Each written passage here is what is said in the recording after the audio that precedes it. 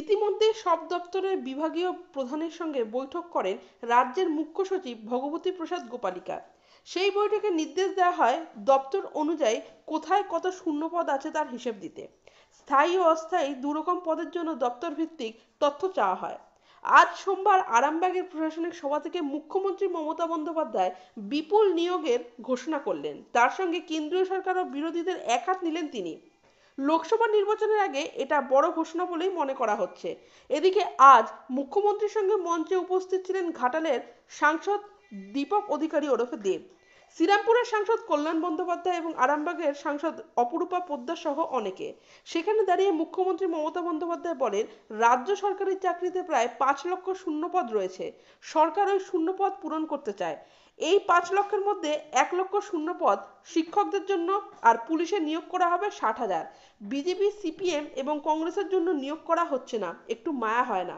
সাহস থাকলে ভোটে লড়ুন। আদালতে গিয়ে নিয়োগ আটকে দিচ্ছে, এটাও কিন্তু বড় দুর্নীতি। রেল প্রতিরক্ষায় নিয়োগে দুর্নীতি হয়েছে। আমরা চাই ছেলেমেয়েরা চাকরি পাক, সেটা ওরা চায় না। অন্যরা শুধু মুখে বলে আমরা কাজ করে দেখাই।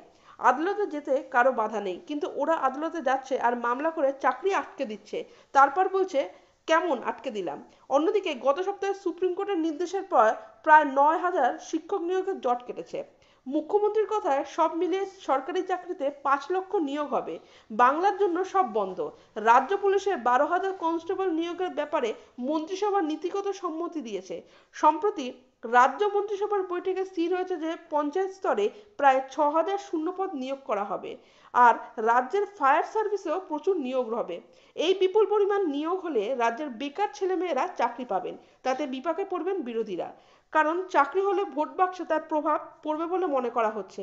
এছাড়া কেন্দ্রীয় সরকারের বঞ্চনা এবং বিজেপির রাজনীতি নিয়ে মুখ খুলেছেন মমতা বন্দ্যোপাধ্যায়।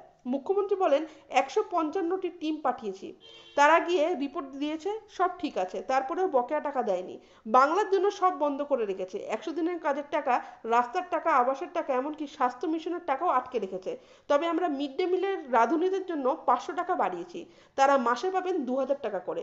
গঙ্গাসাগরের ওপরে সেতু করবে রাজ্য সরকার, কেন্দ্রীয় সরকারের ওপর নির্ভর করে নয়। অনেকদিন অপেক্ষা করা হয়েছে, 6টি ইকোনমি করিডোর করছি। দিদিকে আবদার করবেন, দিদি সব দেবে।